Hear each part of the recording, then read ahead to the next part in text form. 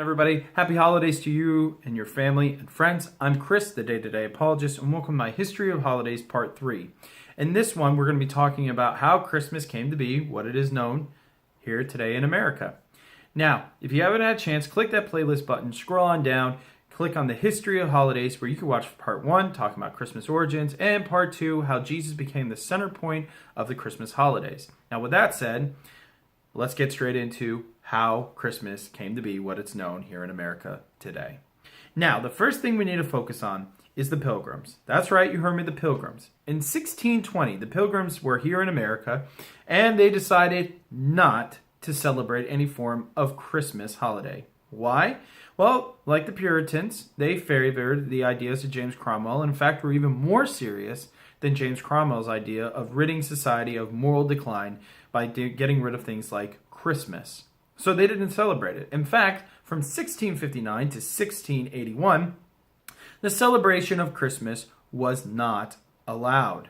In fact, anybody who had any form of Christmas spirit or anything like that would get fined 5 shillings for doing so. Places like the city of Boston was strongly practiced, and so people had to be very mindful. Now, after the Revolutionary War, favor with England was obviously, well, not favored. And so Christmas, or what was left of Christmas, disappeared from pretty much any form of American practice. Now, that's not to say that Americans didn't celebrate any form of winter celebrations. They just did not use Christmas as their center point. This went until about the 19th century. Americans began to re-embrace Christmas, and they decided to change it from a perspective of being less of a medieval kind of topsy-turvy celebration to more of a day of family-centeredness, of peace, and just lots of other small little knickknacks and little gifts to one another.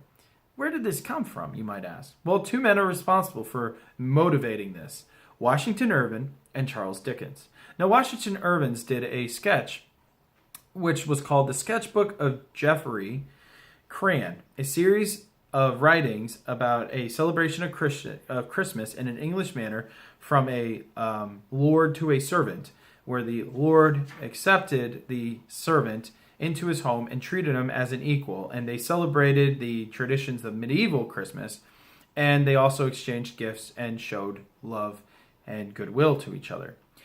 The other person, of course, Charles Dickens, is known for his famous Christmas Carol, and in that particular story, the main focus of Charles Dickens' story was actually about charity and goodwill to all people, which really struck a chord with a lot of people in America and England because the upper class and the lower class did not really respect or get along each other. In fact, Victorian upper class society was really motivated and said to themselves, this would be really beneficial and useful not just for us, but for other people as well.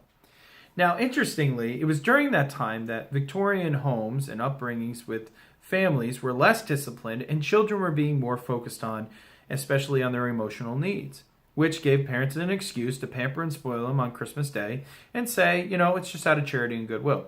But still.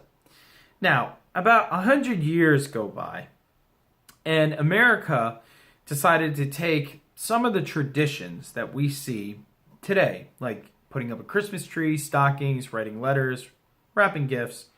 They all come from little pieces of European winter solstice celebrations.